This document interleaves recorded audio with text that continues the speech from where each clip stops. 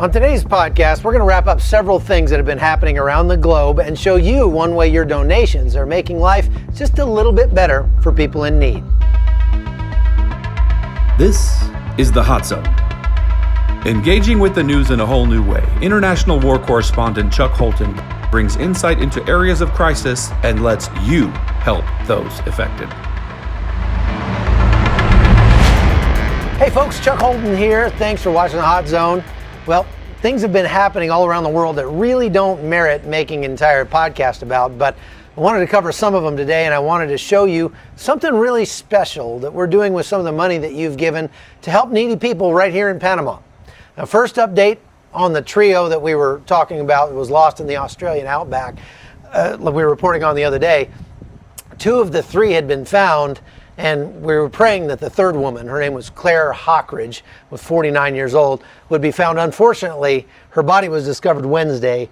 Here's what the authorities and her sister had to say about it. We have located the body of a woman today around 38 kilometres south-southeast of Stewart Well, or about 8.5 kilometres from the east of the Stewart Highway. We believe that the person is Claire Hockridge. We have not been able to get a formal identity at this stage. We are all grieving and exhausted from the emotional roller coaster that we've ridden over the past 1.5 weeks. Even though Claire's died in terrible circumstances, we are glad that Tamara and Fu have been found alive and well, and we're extremely grateful to everyone who was involved in that. At least 23 people died in a massive explosion at a tile factory in the capital of Khartoum in Sudan Tuesday. The blaze also injured over 100 people, many of them very badly, and so a whole lot of people said it sounded like an earthquake had gone off or something like that as it exploded. Anyway, it destroyed the whole factory and the equipment, and the government's ordering an investigation, but I can tell you what they're going to find. They're going to find out Sudan is a third world country. Safety regulations are basically non-existent there. They've had several other accidents this year, one of which almost burned down the presidential palace in Khartoum.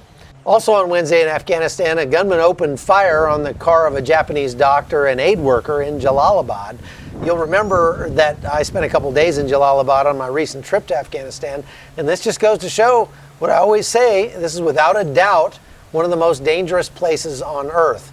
And the doctor belonged to the Japanese charity called Peace Medical Service and had been working in Afghanistan for some time, helping the Afghan people out. But of course, the Taliban and the Islamic State in Afghanistan would rather they continue to kill each other. So they keep killing aid workers, apparently because they want a country that is living in the Stone Age. So just a couple weeks ago, there was an attack by the United Nations that killed 1 American and wounded 5 Afghans there in Kabul. So with all the mayhem that's going on in the world, wouldn't it be nice to end this podcast on a positive note today? So I want to introduce you to a sweet lady I met named Alana, who has an amazing story, and I want to let her tell it to you. So watch this. My name is Alana Moor.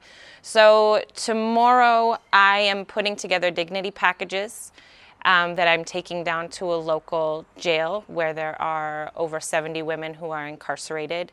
So my idea was, since this month is about Mother's Day and Christmas, anybody that's in jail is a human being just like us, and they deserve to have everything that is necessary to be a woman and live comfortably. So my idea was to put together some dignity packages, bring them to them so that they feel important, so that they don't feel alone. Conditions in the prisons here in Panama are so different because when you walk into a jail for your first time as an incarcerated person, you are not given anything. And I mean soap for your body, toilet paper, hygiene products, shampoo, conditioner, sheets, clothing. You're given nothing. So you have to figure out very quickly how to survive. And if you have no money and you have no family and you have no means to help yourself, then you better hope that the people that are incarcerated with you are good enough to help. And so what I would love to do is to create more of a bigger program where when girls come in, they have everything that they need. And the day that they walk out, they also have everything that they need. But for now, my beginning and my start is so that they feel that they are needed and wanted and loved by somebody that maybe doesn't even know them, but that doesn't really matter.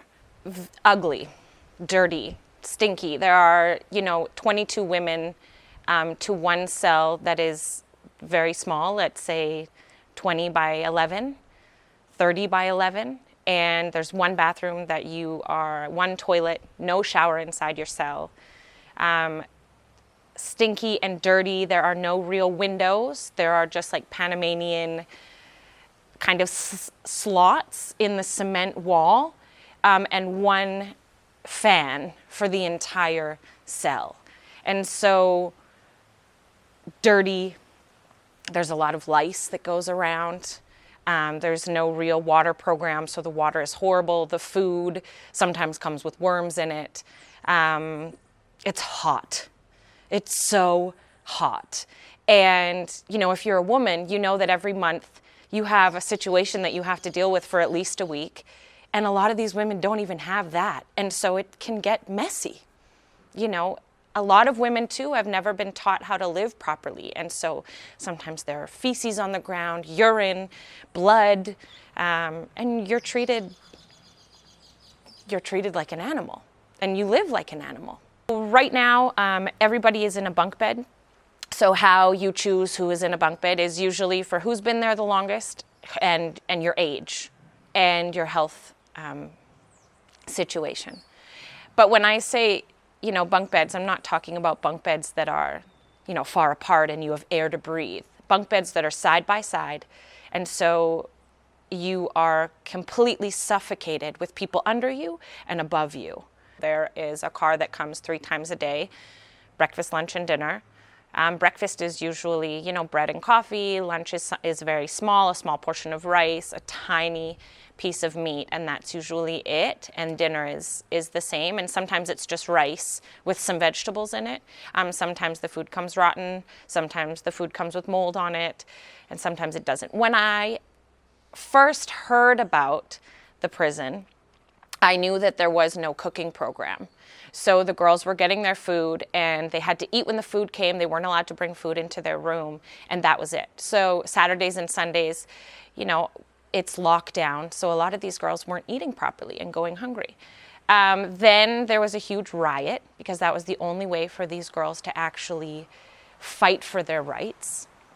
And they gave them the benefit of being able to start cooking 3 times a week. However, the girls had to provide their own cooking utensils, so like a sartén, so they can cook, and so they had to send to buy them with their own money. And then there was, more of a push, and now the girls are able to cook Monday through Saturday. There's a certain time slot, and that's not to say that everybody is cooking. That depends on your financial stability and your situation within the prison. You could be set up to have another case thrown against you, risks against other women because there are weapons, there are switchblades, there are gillettes, and people are fighters, and there are wood objects. So even a broom, you can make anything into a weapon. So you have to be very careful of that.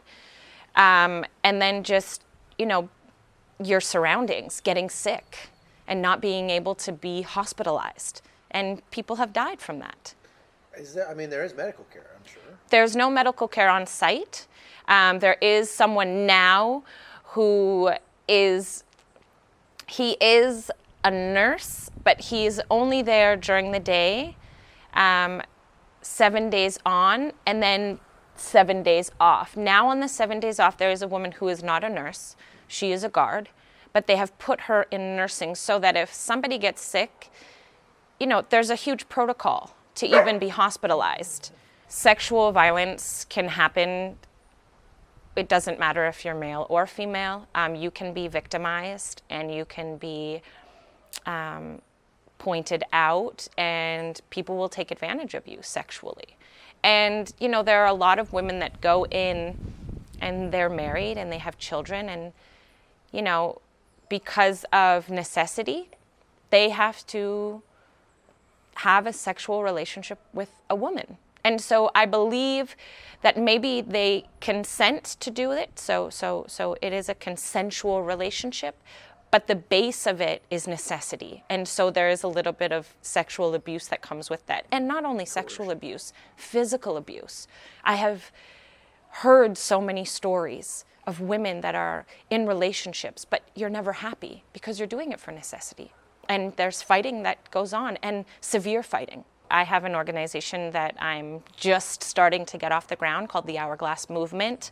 Hourglass defines that there is a short amount of time, right? So less than a minute. And for me, in any situation you are able to change, and in any situation other people are able to make a change. Get on Facebook, in touch with me, and I love to hear ideas, and I love to hear anybody that wants to get involved, because in the bottom of my heart there are really good people that are incarcerated, because there are two types of people with criminal minds and people that make criminal decisions. 98% of women, females that are incarcerated have just made criminal decisions out of necessity. There is no reason to judge, there is reason to help so that they have everything that they need. Christmas for these women is very dark, a very sad time away from family, where they feel forgotten about and they feel guilty when they have children. And, they aren't given special privilege at all. It's a time where we should be reflecting and giving and sharing and loving. And unfortunately, for them, it's just a time of protecting themselves and surviving. So Alana has such a heart for the women that are incarcerated here in Panama. And you all have been sending cash, and I didn't travel last week. And so we're going to help Alana with what she's doing, putting together these dignity kits to help the women in the women's car cell down here in Panama. So Alana, and this is specifically, I want to point out and say thank you to some of our good friends in West Virginia who have sent this. So Melinda, you know who you are. This is $100, and what can we do with $100 for these women? What will that provide? Well, this will provide us the ability to get them their basic necessity needs as women. So these dignity kits are toothpaste, feminine products, toilet paper, makeup, stuff like that. Shampoo, conditioner, deodorant, hair gel, books, candies, and anything else that is really important for these girls to be able to just live their day-to-day lives and feel good about it. So be praying for Alana and be praying for her ministry, her organization down here, because there's so much need everywhere you look, and I think you can find it where you live too. So be looking around this Christmas. All right, that's it for today's Hot Zone. Thanks for being on the podcast with us. We'll be back again next week. Take care. Thank you. The Hot Zone is produced by Amy Holton and Livefire Media. Copyright 2019.